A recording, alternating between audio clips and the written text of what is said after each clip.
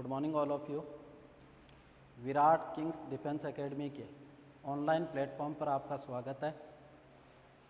अपन NDA navy air force के physics portion की बात कर रहे हैं और फिजिक्स में अपना पहला चैप्टर रहेगा यूनिट्स एंड मेजरमेंट, मात्रक एवं मापन। फिजिक्स के अपने सबसे लेंथी सिलेबस है और 1 बाय 1 अपन स्टेप बाय स्टेप इन टॉपिक को क्लियर करने की कोशिश करेंगे। तो आपको चैनल को सब्सक्राइब और लाइक करना है और रेगुलर क्लास आएगी और रेगुलर क्लास को आपको देखना है। जो भी प्रॉब्लम आती है आप कमेंट डालोगे, उसका सॉल्यूशन आपका तुरंत होगा। तो पहला चैप्टर अपन स्टार्ट कर रहे हैं बीच में से न करके, एयरफोर्स और नेवी। एयरफोर्स का टेक्निकल ग्रुप और नेवी का एसएसआर और AA दोनों ग्रुप में अपन का ये चैप्टर डिस्कस होगा और दोनों के सिलेबस का पोर्शन रहेगा। और पहला चैप्टर अपन डिस्कस करने जा रहे हैं यूनिट्स एंड मेजरमेंट। तो एयरफोर्स नेवी के एसएसआर और AA के लिए अपन पहला चैप्टर डिस्कस कर रहे हैं और पहले चैप्टर का अपना नाम है मात्रक एवं मापन। इंग्लिश में इसे अपन बोलते हैं बेटा यूनिट्स एंड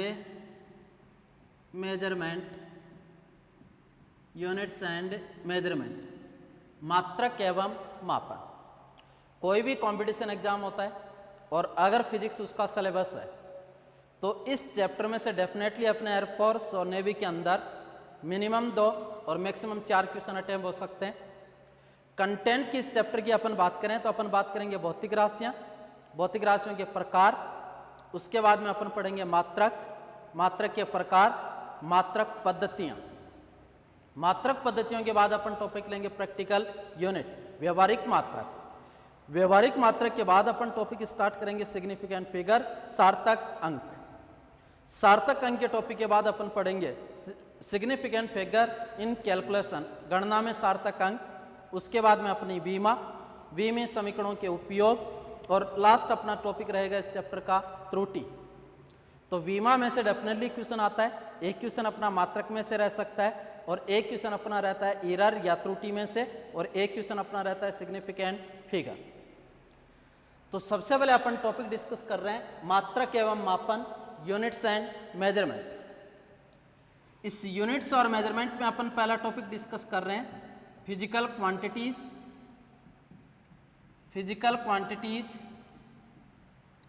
भौतिक राशियां। तो पहला पॉइंट अपन डिस्कस कर रहे हैं बेटा फिजिकल क्वांटिटीज या भौतिक राशियां। भौतिक राशियां कौन सी होती है कि वे राशियां जिनको नापा या तोला जा सकता है, कि वे राशियां जिनका मापन किया जा सकता है, अर्थात वे राशियां जिनको नापा या तोला जा सकता है उसको अपन बोलते हैं भौतिक राशियां। और जिन राशियों को अपन नाप नहीं सकते, तोल नहीं सकते, उनको भौतिक राशियां नहीं कहते। तो भौतिक राशियां अपन किसे कहते हैं कि वे राशियां जिनको नापा या तोला जा सकता है, वे राशियां जिनको नापा या तोला जा सकता है भौतिक राशियां कहलाती है। तो भौतिक राशियां अपन किसे बोलते हैं कि वे राशियां जिनको नापा या तोला जा सकता है, उन राशियों को अपन कौन सी राशि बोलते हैं? भौतिक राशियां। फॉर एग्जाम्पल, उदाहरण के तौर पे जैसे लंबाई, द्रव्यमान, समय, ताप आदि, क्योंकि इन सब राशियों का अपन क्या कर सकते हैं? मापन। तो जिन राशियों का अपन मापन कर सकते हैं या जिन राशियों का अपन नाप सकते हैं, तोल सकते हैं, उन राशियों को अपन बोलते हैं बेटा भौतिक राशियां। अब कुछ ऐसा होता है जैसे अपन बोलते हैं कि today I am very happy, आज मैं बहुत खुश हूं। अब ऐसी कोई भी उपकरण नहीं है जिसके द्वारा आप कितने खुश हैं उसका मापन किया जा सकता है। तो जिस तरीके के ये लिखूं मैं सुख, दुख, क्रोध, इनको मापने का कोई भी इकाई नहीं है, तो अपन बोल सकते हैं ये सारे के सारे फिजिकल क्वांटिटी ना होकर अपने इमोशन होंगे या क्या होंगे, संवेग। तो भौतिक राशियां वही होती है जिनको अपन क्या कर सकते हैं, नाप सकते हैं या क्या कर सकते हैं, तोल सकते हैं। तो वे राशियां जिनको नापा या तोला जा सकता है उसको अपन बोलते हैं बेटा कौन सी राशि, भौतिक राशियां। जैसे लंबाई, द्रव्यमान, समय, ताप, विद्युत धारा, ये सारी की सारी अपनी फिजिकल क्वांटिटी या कौन सी राशि है, भौतिक। अब अपन बात करते हैं टाइप्स ऑफ फिजिकल क्वांटिटीज, भौतिक राशियों के प्रकार। भौतिक राशियां मुख्यतः अपनी दो प्रकार की, एक तो जो होती है उसको अपन बोलते हैं मूलभूत भौतिक राशियां, मूलभूत भौतिक राशियां, और दूसरी होती है उसको अपन बोलते हैं व्युत्पन्न भौतिक राशियां।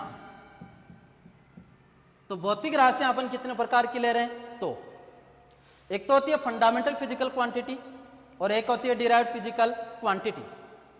एक तो होती है मूलभूत भौतिक राशियां और दूसरी होती है व्युत्पन्न भौतिक राशियां।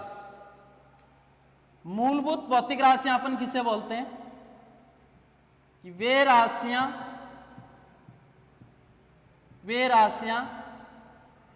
जो अपने आप में स्वतंत्र होती है, वे राशियां जो अपने आप में स्वतंत्र होती है, अन्य किसी भी राशि पर, अन्य किसी भी राशि पर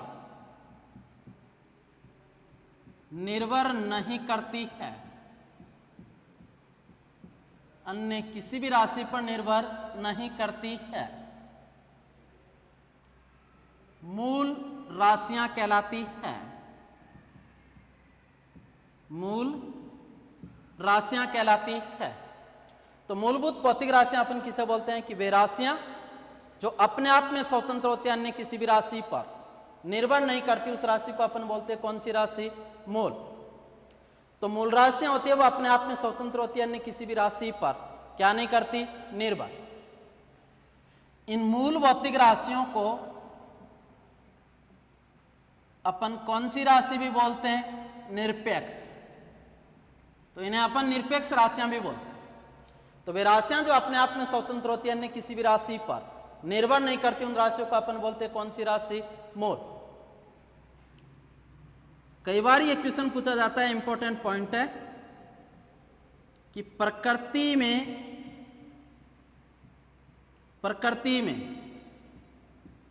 कितनी मूल राशियां होती है। तो याद रखना कि प्रकृति में कितनी फंडामेंटल फिजिकल क्वांटिटी होती है, 7। तो मूल राशियां होती है वो प्रकृति में कितनी मूल राशियां होती है, 7।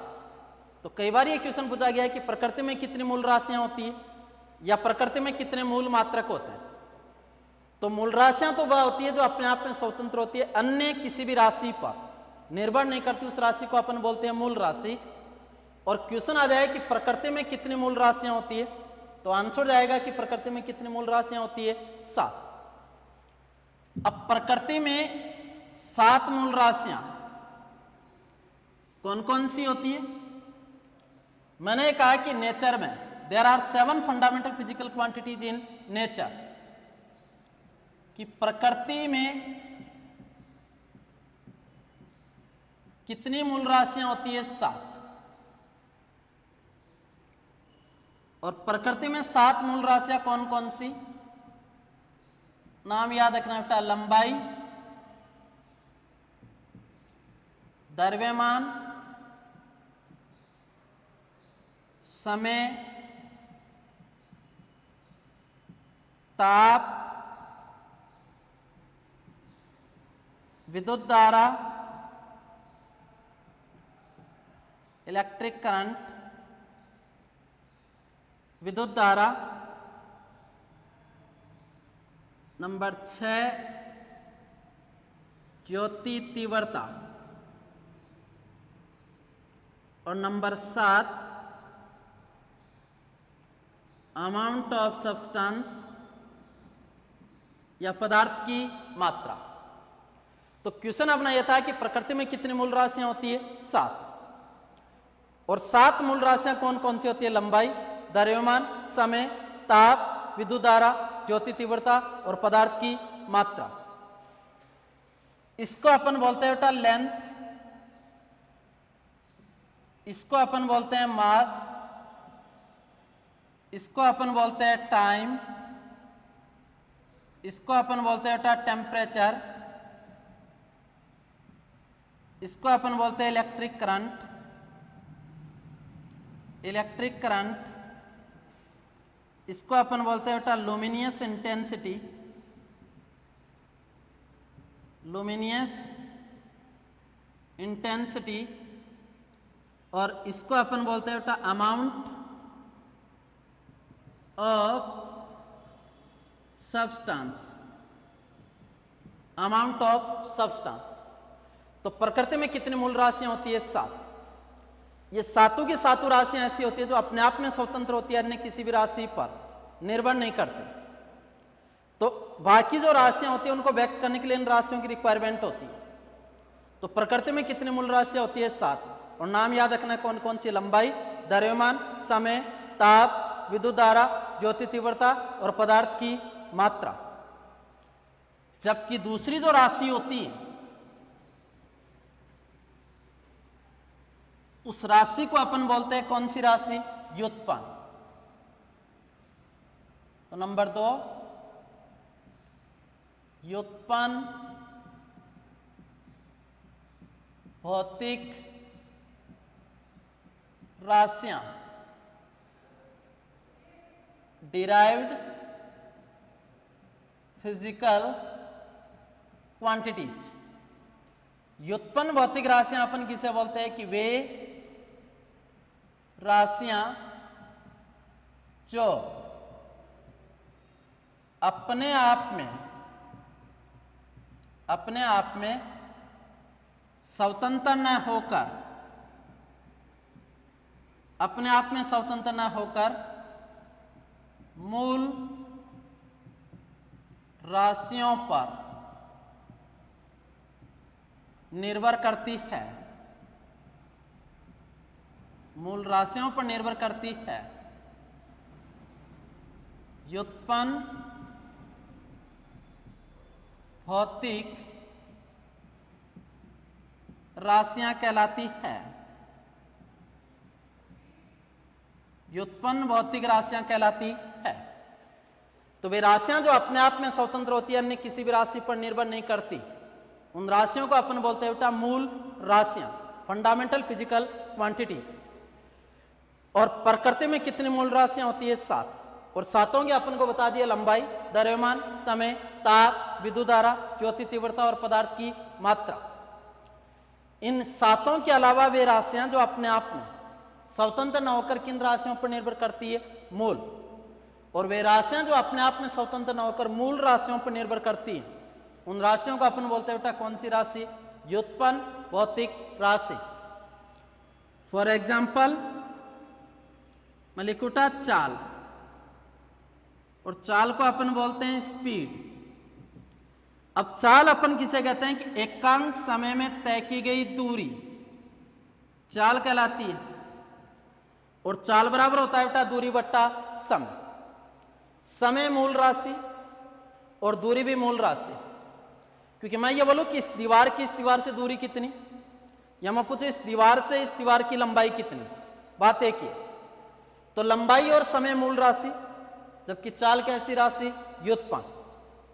क्योंकि ये जो चाल है वो किस पर निर्भर कर रही है? मूल। और वे राशियां जो अपने आप में स्वतंत्र न होकर मूल राशियों पर निर्भर करती है, उस राशि को अपन बोलते हैं कौन सी राशि? व्युत्पन्न। तो चाल अपनी कौन सी राशि? व्युत्पन्न। क्षेत्रफल क्षेत्रफल बराबर अपन लिख सकते हैं बेटा लंबाई गुणा चौड़ाई। अब लंबाई भी मूल राशि, चौड़ाई भी मूल राशि, इसका मतलब क्षेत्रफल कैसी राशि? व्युत्पन्न। और एग्जांपल लिखो मैं घनत्व, डेंसिटी, और घनत्व बराबर होता है बेटा द्रव्यमान बट्टा आयतन, तो मास अपॉन वॉल्यूम। तो यह भी कैसी राशि है? व्युत्पन्न। तो वे राशियां जो अपने आप में स्वतंत्र होती है, अन्य किसी भी राशि पर निर्भर नहीं करती, उन राशि को अपन बोलते हैं मूल राशि।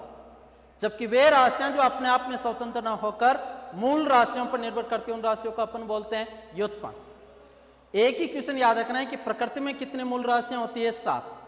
इन 7 एग्जाम्पल के अलावा कोई भी अन्य क्वेश्चन आता है या कोई भी अन्य एग्जाम्पल आएगा, वो आपकी कौन सी राशि होगी? व्युत्पन्न। जबकि प्रकृति में अगर पूछा जाए कि कितने मूल राशियां होती है, तो अपना सीधा आंसर जाएगा कि प्रकृति में कितने मूल राशियां होती है? 7। और 7 कौन कौन सी होती है? लंबाई, द्रव्यमान, समय, ताप, विद्युत धारा, ज्योति तीव्रता और पदार्थ की मात्रा। तो ये प्रकृति में कितने मूल राशियां? 7।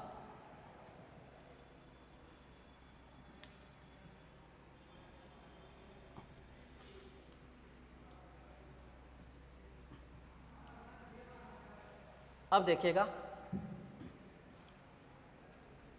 अगला टॉपिक अपन ले रहे हैं बेटा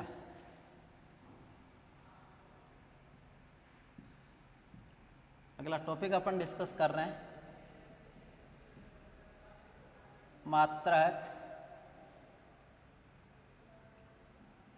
और मात्रक को इंग्लिश में अपन बोलते हैं बेटा यूनिट। और यूनिट बोलने के कारण इसको रिप्रेजेंट किया जाता है बाई यू। अब बात यह करते हैं कि मात्रक क्या होता है। तो आपने ये कहा कि वे राशियां जिनको नापा या तोला जा सकता है, अर्थात वे राशियां जिनका मापन किया जा सकता है उसको अपन बोलते हैं भौतिक राशि, और जिनका मापन नहीं किया जा सकता उसको अपन भौतिक राशि नहीं बोलते। अब मात्रक अपन किसे बोलते हैं? कि वह निश्चित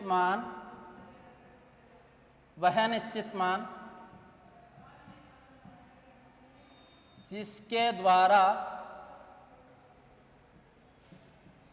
किसी भौतिक राशि का मापन किया जाता है। कि वह निश्चित मान जिसके द्वारा किसी भौतिक राशि का मापन किया जाता है मात्रक कहलाता है। तो मात्रक अपन किसे बोलते हैं? कि वह निश्चित मान जिसके द्वारा किसी भौतिक राशि का क्या किया जाता है? मापन। और जिस निश्चित मान के द्वारा किसी भौतिक राशि का मापन किया जाता है, उस निश्चित मान को अपन उस भौतिक राशि का बोलते हैं मात्रक। फॉर एग्जाम्पल, जैसे मैंने आपको पूछा बेटा इस कमरे की लंबाई कितनी है? इस कमरे की लंबाई कितनी है?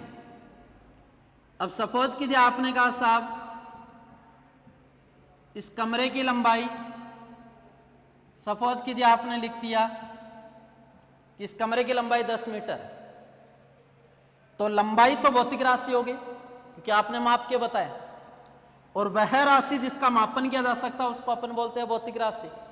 और मैंने आपको ये पूछा कि साहब इस कमरे की लंबाई कितनी है, तो आपका आंसर होगा 10 मीटर।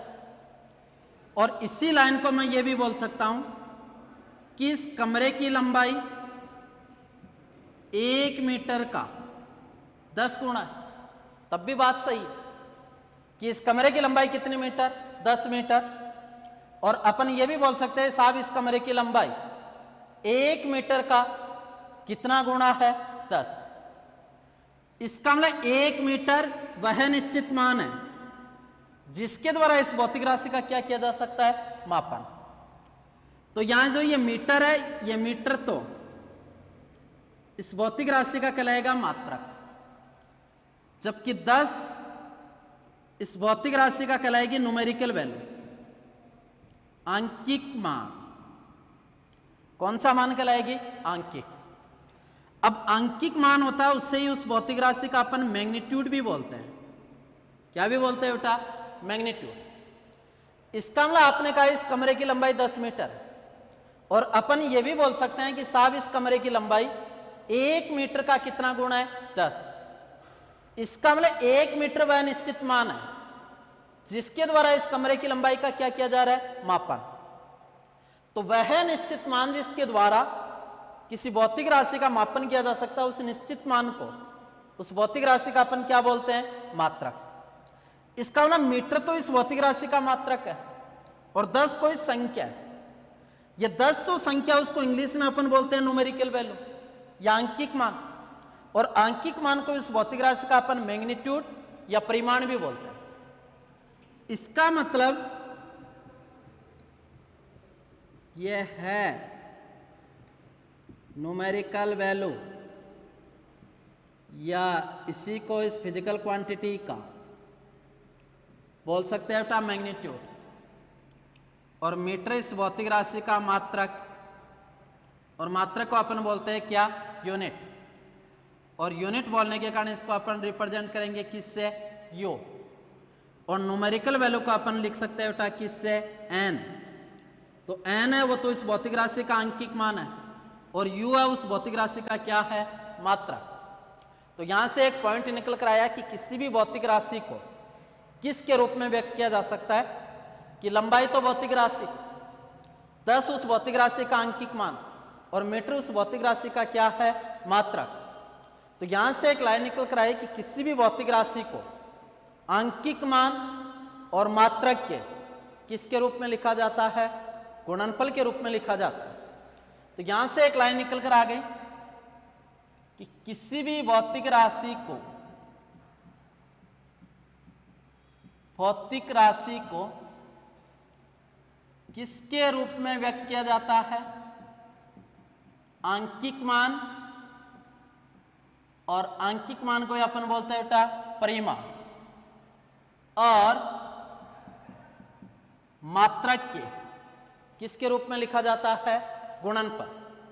तो एक लाइन निकल कर लिखती है अपने कि किसी भी भौतिक राशि को आंकिक मान और मात्रक के किसके रूप में लिखा जाता है? गुणनफल।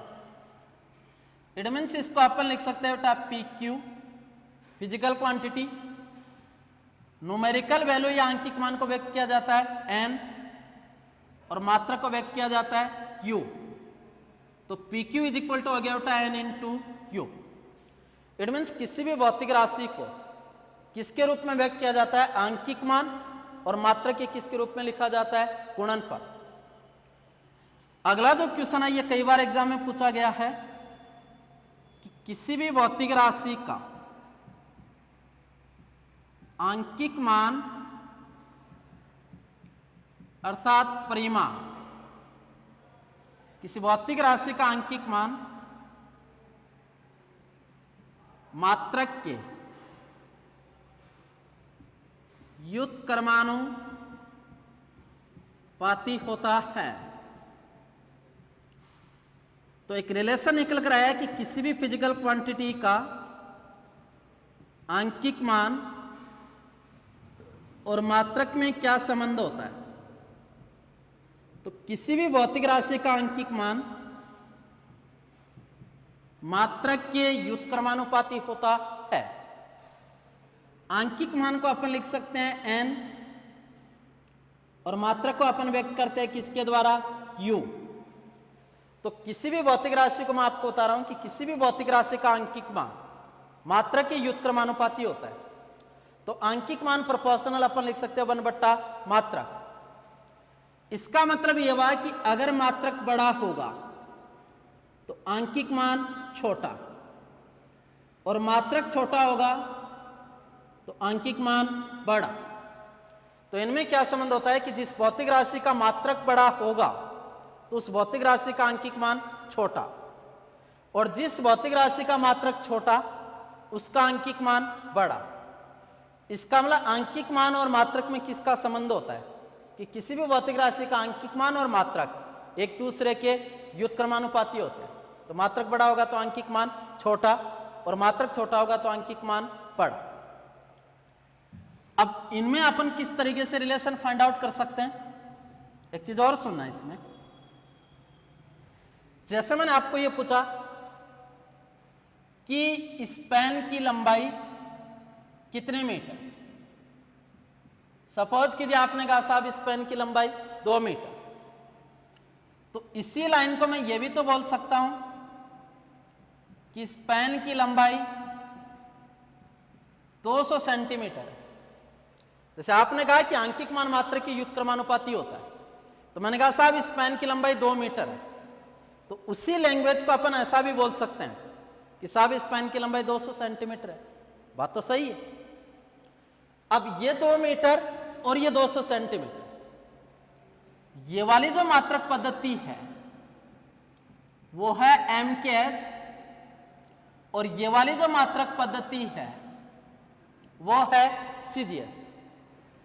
इसका मतलब आपने ये बोला कि स्पैन की लंबाई 2 मीटर, तो MKS पद्धति में आपने बोल दिया 2 मीटर, और CGS पद्धति में अपन बोल सकते हैं साहब इस स्पैन की लंबाई कितने सेंटीमीटर, 200।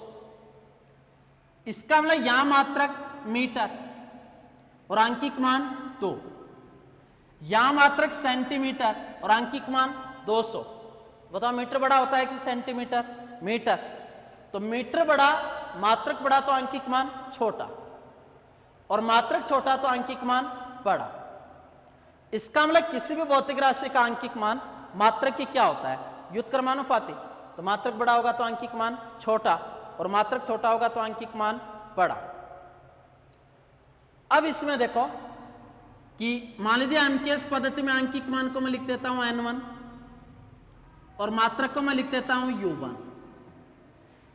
दूसरी मात्रक पद्धति में इस आंकिक मान को मैं लिख देता हूं N2, और इस मात्रक को मैं लिख देता हूं किससे, U2। इट मीन्स यहां से कई बार क्वेश्चन पूछा जाता है कि यदि किसी भौतिक राशि का एक मात्रक पद्धति में आंकिक मान व मात्रक N1 व U1 तथा दूसरी मात्रक पद्धति में N2 व U2 है, तो निम्न में से कौन सा कथन सत्य है। N1 इक्वल होगा N2 के, U1 इक्वल होगा U2 के, N1 U1 इक्वल होगा N2 U2 के, और अगला दे देगा none of these. None of these, इनमें से कोई नहीं। तो ये क्वेश्चन कई बार पूछा गया कि किसी भौतिक राशि का एक मात्रक पद्धति में आंकिक मान N1, मात्रक U1 तथा दूसरी मात्रक पद्धति में आंकिक मान N2 व मात्रक U2 है, तो निम्न में से कौन सा कथन सत्य है। N1 इक्वल होगा N2 के, U1 इक्वल होगा U2 के, N1 U1 इक्वल होगा N2 U2 के, या नन ऑफ दीज।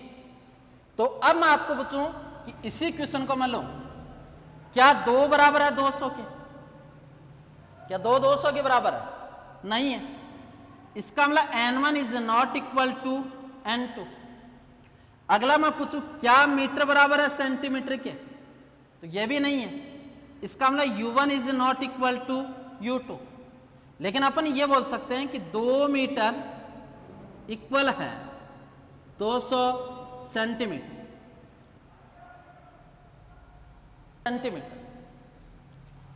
अब यहां से आपको बताया, इसका मतलब ये रिलेशन निकल कर आया कि N1 U1 इक्वल है N2 U2। तो किसी भौतिक राशि का एक मात्रक पद्धति में आंकिक मान N1 U1 व दूसरी मात्रक पद्धति में आंकिक मान N2 व मात्रक U2 है, तो इनमें से कौन सा कथन सत्य होगा। N1 इक्वल नहीं होगा N2 के, U1 इक्वल नहीं होगा U2 के, लेकिन N1 U1 इक्वल होगा किसके, N2 U2 के इक्वल होगा। तो N1 U1 इक्वल होगा किसके, N2 U2। इट मीन्स अपन ये लिख सकते हैं कि यदि किसी भौतिक राशि का एक मात्रक पद्धति में आंकिक मान n1 मात्रक u1 तथा दूसरी मात्रक पद्धति में आंकिक मान n2 व मात्रक u2 है, तो इनमें क्या संबंध हो सकता है? तो इसका रिलेशन निकल कर आएगा बेटा n1 u1 इक्वल होगा n2 u2। ये इंपॉर्टेंट रिलेशन है जिसको अपन को याद कर। तो किसी भौतिक राशि का एक मात्रक पद्धति में आंकिक मान n1 मात्रक u1 तथा दूसरी मात्रक पद्धति में आंकिक मान n2 व मात्रक u2 है, तो इनमें कौन सा संबंध सत्य होगा कि n1 u1 इक्वल होगा n2 u2। इसी रिलेशन को अपन ऐसा भी लिख सकते हैं n1 अपॉन n2 इक्वल होगा u2 upon u1। n1 upon n2 equal होगा किसके बेटा u2 अपॉन u1। तो इसका मतलब आंकिक मान और मात्रक एक दूसरे के क्या है? व्युत्क्रमानुपाती। तो वह निश्चित मान जिसके द्वारा किसी भी भौतिक राशि का मापन किया जा सकता है उस निश्चित मान को अपन बोलते हैं मात्रक। अगला पॉइंट अपन ने ये डिस्कस किया कि किसी भी भौतिक राशि को किसके रूप में लिखा जाता है? आंकिक मान, और मात्रक के किसके रूप में लिखा जाता है? गुणनफल। तीसरा पॉइंट अपन ने डिस्कस किया कि किसी भी भौतिक राशि का आंकिक मान मात्रक के व्युत्क्रमानुपाती होता है। तो मात्रक बड़ा होगा तो आंकिक मान छोटा, और मात्रक छोटा होगा तो आंकिक मान बड़ा। और लास्ट इंपॉर्टेंट पॉइंट अपन ने ये बोला कि यदि किसी भौतिक राशि का एक मात्रक पद्धति में आंकिक मान n1 मात्रक u1 तथा दूसरी मात्रक पद्धति में आंकिक मान n2 व मात्रक u2 है, तो उनमें क्या संबंध होगा कि n1 u1 इक्वल होगा n2 u। ये था अपना मात्रक।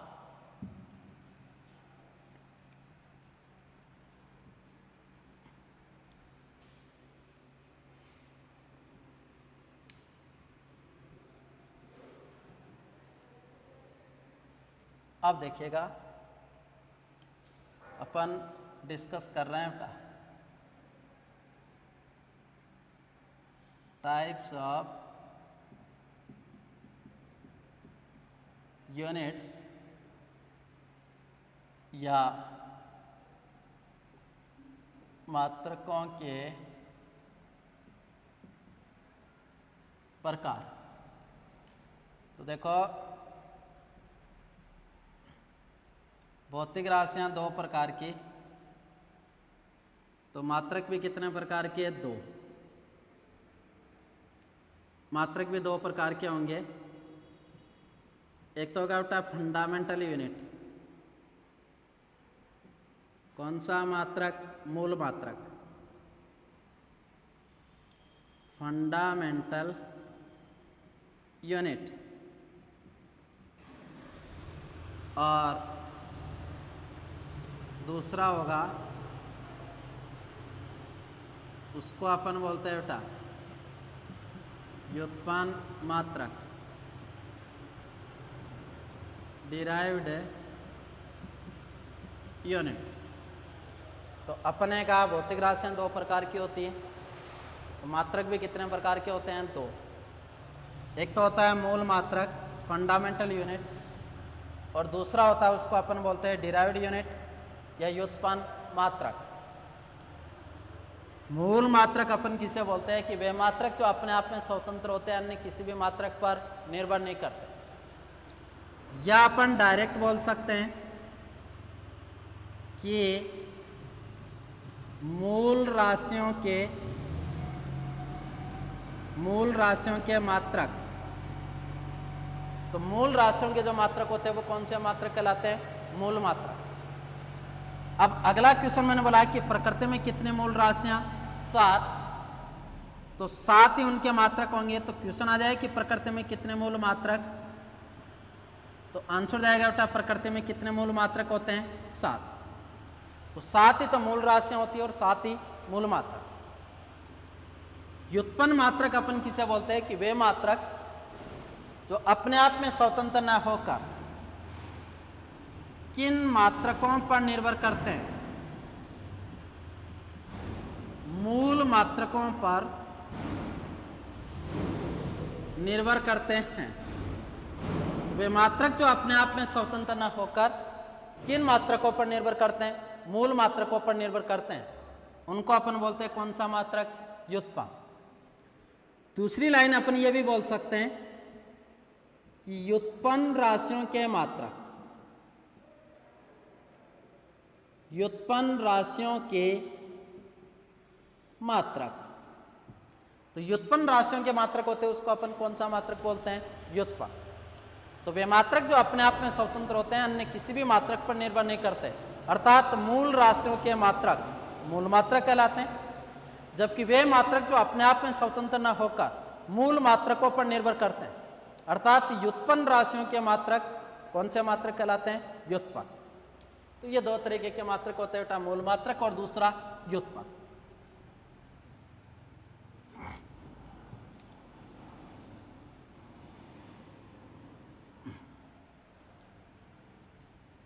अब देखिएगा अगला अपन ले रहे हैं मात्रक पद्धतियां। मात्रक पद्धतियां यूनिट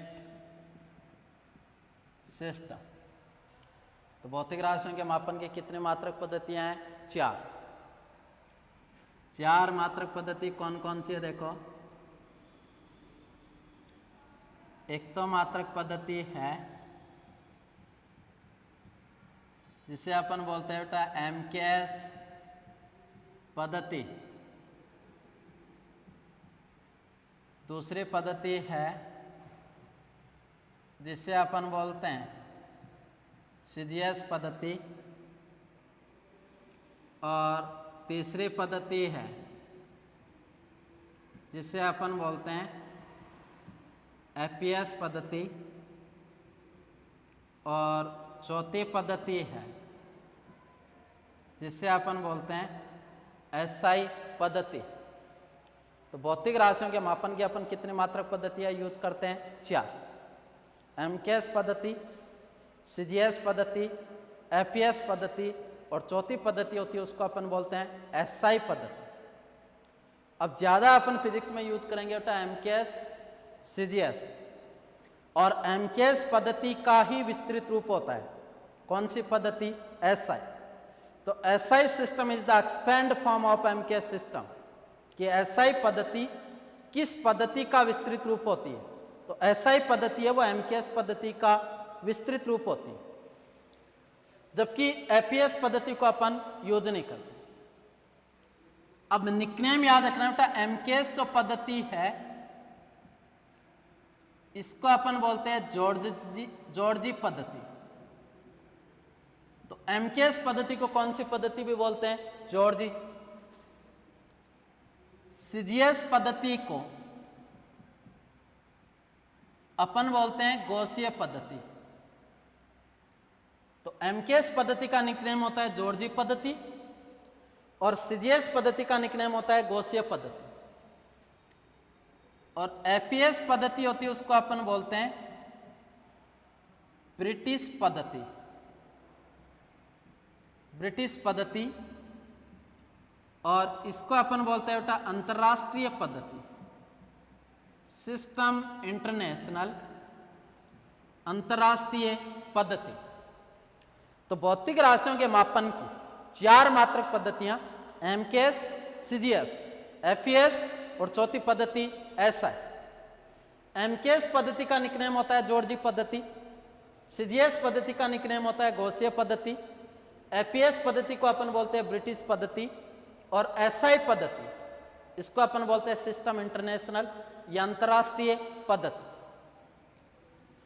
सबसे पहले अपन ले रहे हैं नंबर 1, कौन सी पद्धति? एमकेएस पद्धति। एम का मतलब है बेटा मीटर, के का मतलब है किलोग्राम, एस का मतलब है सेकंड पद्धति। मीटर, किलोग्राम, सेकंड पद्धति। निकनेम मैंने बता दिया, इसे कौन सी पद्धति भी बोलते हैं? जॉर्जी। तो एक ऐसी पद्धति जिसमें लंबाई का मापन मीटर, द्रव्यमान का मापन किलोग्राम और समय का मापन सेकंड। तो एक ऐसी पद्धति जिसमें लंबाई का मापन मीटर, द्रव्यमान का मापन किलोग्राम और समय का मापन किस में किया जाता है, सेकंड। तो एक ऐसी पद्धति जिसमें लंबाई का मापन मीटर, द्रव्यमान का किलोग्राम और समय का सेकंड में किया जाता है, उस पद्धति को अपन बोलते हैं एमकेएस। मीटर का प्रतीक चिन्ह होता है सिंबल, प्रतीक चिन्ह स्मॉल है। किलोग्राम का सिंबल केजी और सेकंड का सिंबल होता है एस। तो मीटर का सिंबल स्मॉल है, किलोग्राम का केजी और सेकंड का क्या होगा, एस। ये पहली पद्धति है एमकेएस। दूसरी जो पद्धति है सीजीएस पद्धति, इसको अपन गौसीय पद्धति भी बोलते हैं और इसको अपन बोलते हैं सी का मतलब सेंटीमीटर, जी का मतलब ग्राम और एस का मतलब सेकंड। सेंटीमीटर, ग्राम, सेकंड पद्धति एक ऐसी पद्धति जिसमें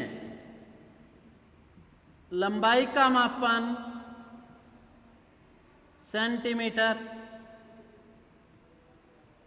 द्रव्यमान का मापन ग्राम और समय का मापन सेकंड। सेंटीमीटर का सिंबल होता है सीएम, ग्राम का सिंबल स्मॉल जी और सेकंड का सिंबल एस। तो एक ऐसी पद्धति जिसमें लंबाई का मापन सेंटीमीटर, द्रव्यमान का मापन ग्राम और समय का मापन किस में किया जाता है, सेकंड। तो एक ऐसी पद्धति जिसमें लंबाई का मापन सेंटीमीटर, द्रव्यमान का मापन ग्राम और समय का मापन सेकंड में किया जाता है, उस पद्धति को अपन बोलते हैं सीजीएस। और सीजीएस पद्धति का नाम होता है गौसीय पद्धति। जबकि एमकेएस पद्धति में अपन बोलते हैं लंबाई का मापन मीटर, द्रव्यमान का किलोग्राम और समय का मापन सेकंड। ये पद्धति एमकेएस, जॉर्जी पद्धति, ये पद्धति सीजीएस और इसको अपन बोलते हैं कौन सी पद्धति, गौसीय। तीसरी जो पद्धति है, अब इसमें भी कितनी फंडामेंटल फिजिकल क्वांटिटी, 3, और इसमें भी कितनी मूल राशियां, 3। जबकि तीसरी पद्धति है उसको अपन बोलते हैं एफपीएस पद्धति। एफ का मतलब फुट, पी का मतलब पाउंड और एस का मतलब सेकंड। Foot, pound, second. अब एफपीएस पद्धति में 3 तो होती है मूल राशि। एफपीएस पद्धति में कितनी मूल राशि होती है, 3। एमकेएस में केवल 3 मूल राशि, सीजीएस पद्धति में केवल 3 मूल राशि और एफपीएस पद्धति में 3 तो होती है मूल राशि और एक होती है व्युत्पन्न राशि। तो एफपीएस पद्धति को अपन बोलते हैं ब्रिटिश पद्धति और इस ब्रिटिश पद्धति में 3 मूल राशि और एक ऐसी राशि व्युत्पन्न। अब इसमें क्या होता है कि लंबाई का मापन फुट, द्रव्यमान का मापन पाउंड और समय का मापन किसमें किया जाता है, सेकंड। तो ये 3 तो हो गई इसमें मूल राशि, ये 3 तो हो गई इसमें कौन सी राशि, मूल। जबकि एफपीएस पद्धति में एक मैंने आपको बताया कैसी राशि, व्युत्पन्न, और एफपीएस पद्धति में जो एक व्युत्पन्न राशि होती है वो होती है बेटा बल, और बल का एफपीएस पद्धति में मात्रक, याद रखना बेटा पाउंडल। तो एफपीएस पद्धति होती है जिसको ब्रिटिश पद्धति भी कहते हैं, जिसमें 3 मूल राशि और एक व्युत्पन्न राशि। छोटा सा क्वेश्चन बन सकता है कि एफपीएस पद्धति में निम्न में से व्युत्पन्न राशि है बल, तो एफपीएस पद्धति में बल व्युत्पन्न राशि है, और एफपीएस पद्धति में उसका मात्रक होता है पाउंडल। वैसे एमकेएस सिस्टम में बल का मात्रक होता है न्यूटन, और सीजीएस पद्धति में डाइन, लेकिन एफपीएस पद्धति में बल का क्या मात्रक होता है? तो ये इंपॉर्टेंट क्वेश्चन बन सकता है अपना कि एफपीएस पद्धति में बल व्युत्पन्न राशि है जिसका मात्रक पाउंडल। तो ये एमकेएस, सीजीएस और एफपीएस। लास्ट अपनी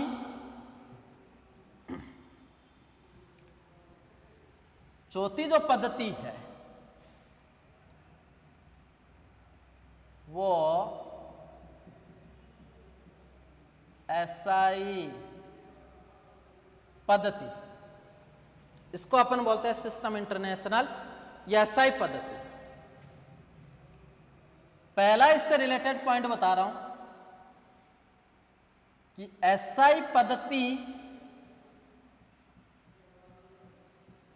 एमकेएस पद्धति का विस्तृत रूप है। एसआई पद्धति किस पद्धति का विस्तृत रूप होती है? एमकेएस पद्धति का विस्तृत रूप होती है। तो एसआई पद्धति एमकेएस पद्धति का ही विस्तृत रूप है। अब एमकेएस पद्धति में 3 मूल राशि होती है, जबकि एसआई पद्धति में 7 तो होती है मूल राशियां, 7 तो होती है मूल राशियां, और 2 पूरक राशियां, सप्लीमेंट्री क्वांटिटी। तो एसआई पद्धति एमकेएस पद्धति का विस्तृत रूप होती है, जिसमें 7 मूल राशियां और 2 कैसी राशि होती है? पूरक। अब इनको अपन सप्लीमेंट्री क्वांटिटी या पूरक राशियां क्यों कहते हैं? तो फिजिक्स में जो भी राशि होती है उसका मात्रक होगा तो निश्चित रूप से उसकी क्या भी लिखी जाती है? विमा। तो डेफिनेटली उसकी डायमेंशन या विमा लिखी जाएगी। लेकिन ये 2 ऐसे अपवाद हैं जिनका मात्रक तो लिखा जाता है लेकिन क्या नहीं लिखी जाती? विमा। तो मात्रक तो लिखा जाता है जबकि इनकी विमा नहीं लिखी जाती, इसलिए इनको बोलते हैं कौन सी राशि? पूरक। तो एसआई पद्धति एमकेएस पद्धति का विस्तृत रूप जिसमें 7 मूल राशियां तो पूरक राशियां। अब एसआई पद्धति में 7 मूल राशियां कौन कौन सी होती है? सीरियल नंबर, इधर मैं लिखता हूं बेटा मूल राशियां, यहां अपन लिखेंगे मात्रक, और यहां अपन लिखेंगे प्रतीक। अब इसमें कितनी मूल राशियां? 7।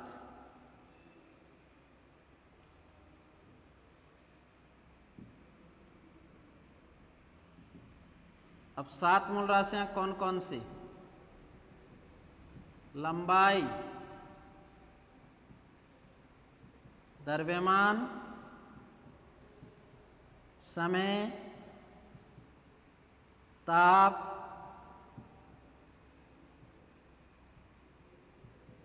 विद्युत धारा,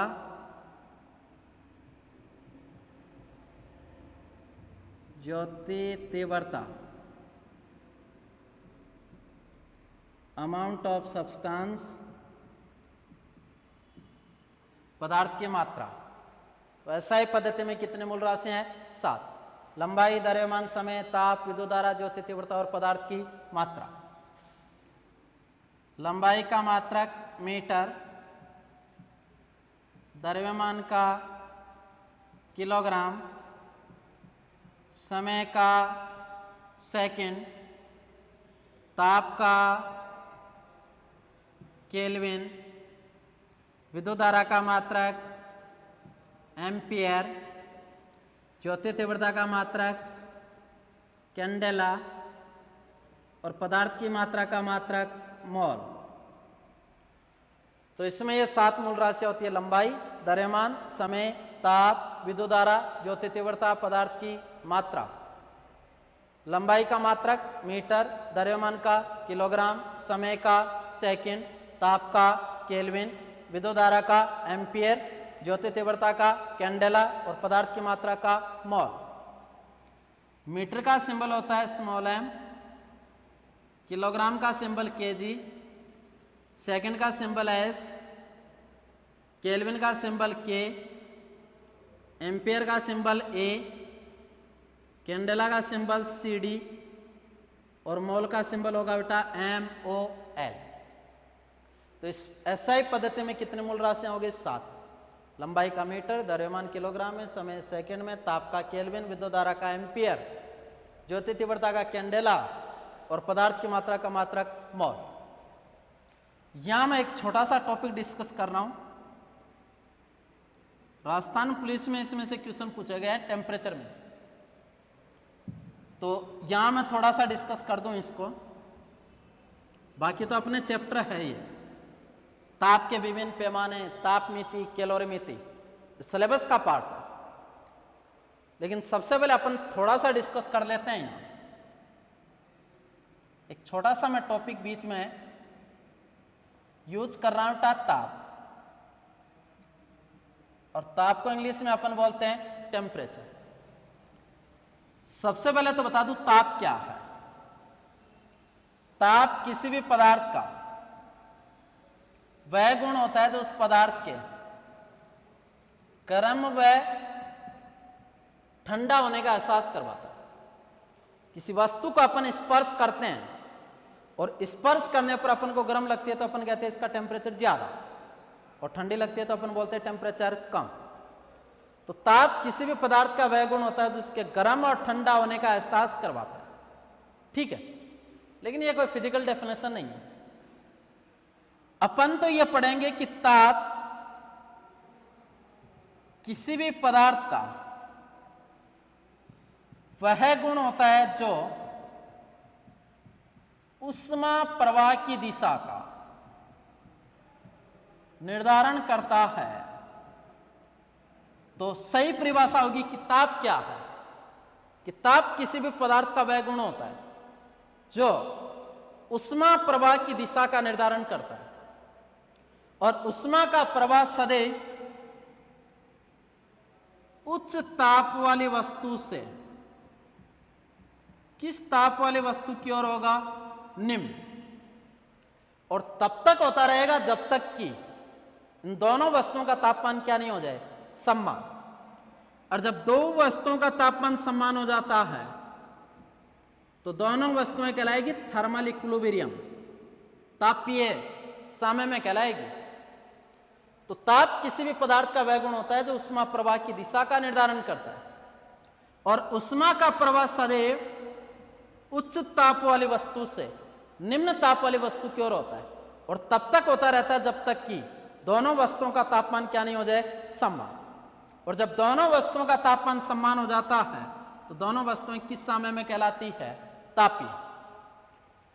अब ताप के पैमाने की मैं बात करूं, अगर इस ताप के पैमाने की बात करूं, और राजस्थान पुलिस में यहां से क्वेश्चन 2-3 बार पूछा गया, डिफरेंट स्केल ऑफ टेम्परेचर या ताप के पैमाने का मैं डिस्कशन करूं तो ताप के पैमाने कौन कौन से होते हैं? सेंटीग्रेड, जिसको सेल्सियस भी बोलते हैं, फ़ारेनहाइट, केल्विन, र्यूमर और एक पैमाना होता है जिसको बोलते हैं बेटा रैंकाइन। तो there are 5 scale of temperature, centigrade, Fahrenheit, Kelvin, Reaumur और रैंकाइन।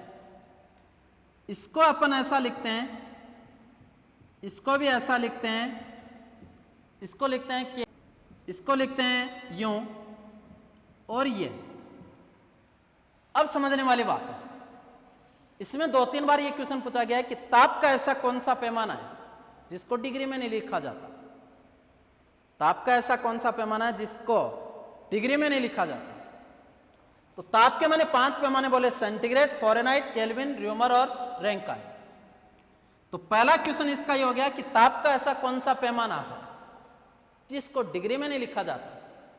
तो देखो ये degree centigrade, degree Fahrenheit, degree rumour, degree Rankine.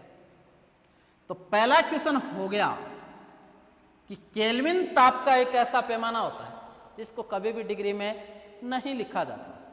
यह क्वेश्चन आया तो सीधा सा क्वेश्चन पूछ लेगा कि निम्न में से ताप का ऐसा कौन सा पैमाना है जिसको डिग्री में नहीं लिखा जाता। आंसर जाएगा केल्विन। तो केल्विन ताप का एक ऐसा पैमाना होता है जिसको कभी भी डिग्री में नहीं लिखा जाता। पहला क्वेश्चन। दूसरा क्वेश्चन, ताप का एसआई पद्धति में मात्रक क्या है? ये तो सारे तो है मात्रक, लेकिन क्वेश्चन आ जाए कि ताप का एसआई पद्धति में मात्रक क्या है। तो एसआई पद्धति में ताप का मात्रक केल्विन। तो ताप का एसआई पद्धति में मात्रक होता है केल्विन। एक क्वेश्चन ऐसा पूछा जाता है कि ताप का ऐसा कौन सा पैमाना होता है जिसका मान कभी भी नेगेटिव संभव नहीं, तब भी आंसर जाएगा बेटा केल्विन। कि किसी भी वस्तु का मिनिमम टेम्परेचर हो सकता है -273.15 डिग्री सेंटीग्रेड, और जब इसको केल्विन में अपन लिखते हैं तो केल्विन में लिखा जाता है 0 केल्विन। इससे कम किसी वस्तु का ताप संभव नहीं है। तो किसी भी वस्तु का न्यूनतम तापमान होता है -273.15 डिग्री सेंटीग्रेड, और केल्विन में इसको लिखा जाता है 0 केल्विन। और ये वाला जो टेम्परेचर होता है उसको बोला जाता है एब्सोल्यूट टेम्परेचर। एब्सोल्यूट टेम्परेचर का मतलब परम शून्य ताप। और ये एक ऐसा ताप होता है जिस पर गैस के अणु गति करना बंद कर देते हैं, गैस के अणुओं की गति रुक जाती है। कई बार यह भी क्वेश्चन पूछा गया है कि ताप के किस मान पर गैस के अणुओं की गति रुक जाती है। तो आंसर याद रखना 0 केल्विन। यह जाएगा -273.15 डिग्री सेंटीग्रेड, -273.15 डिग्री सेंटीग्रेड या 0 केल्विन। तो कहने का मतलब ये पॉजिटिव है। तो 2-3 क्वेश्चन हो गया कि ताप का एसआई पद्धति में मात्रक केल्विन। दूसरा क्वेश्चन, ताप का ऐसा कौन सा पैमाना होता है जिसको डिग्री में नहीं लिखा जाता, केल्विन। तीसरा क्वेश्चन, ताप का ऐसा कौन सा पैमाना होता है जिसका कभी ऋणात्मक मान संभव नहीं है, तब भी आंसर जाएगा केल्विन। और एक इस पर सदाबहार क्वेश्चन यह पूछा जाता है कि ताप का ऐसा कौन सा मान होता है जिस पर सेंटीग्रेड और फ़ारेनहाइट पैमाने एक समान होते हैं। तो याद रखना बेटा कि ताप का वो मान होता है -40 डिग्री। कि ताप का ऐसा कौन सा मान होता है जिस पर सेंटीग्रेड और फ़ारेनहाइट एक समान होते हैं। आंसर जाएगा -40 डिग्री। तो इसमें से 2-3 क्वेश्चन पूछे गए। तो ताप मूल राशि है। ताप उष्मा प्रवाह की दिशा का निर्धारण करता है। उष्मा का प्रवाह उच्च ताप वाली वस्तु से निम्न ताप वाली वस्तु की ओर होता है।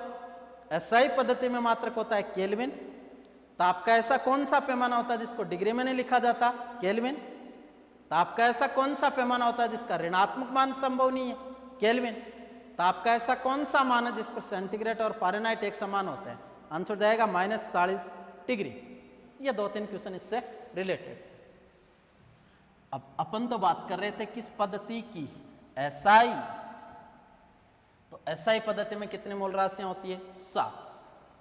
और 2 मैंने बता दी कैसी राशियां, सप्लीमेंट्री क्वांटिटी, पूरक राशियां हैं। और पूरक राशियां मैंने उन्हें कहा जिनको मात्रक तो होता है लेकिन क्या नहीं लिखी जाती, विमा। तो एसआई पद्धति में दो पूरक राशियां कौन कौन सी होती है?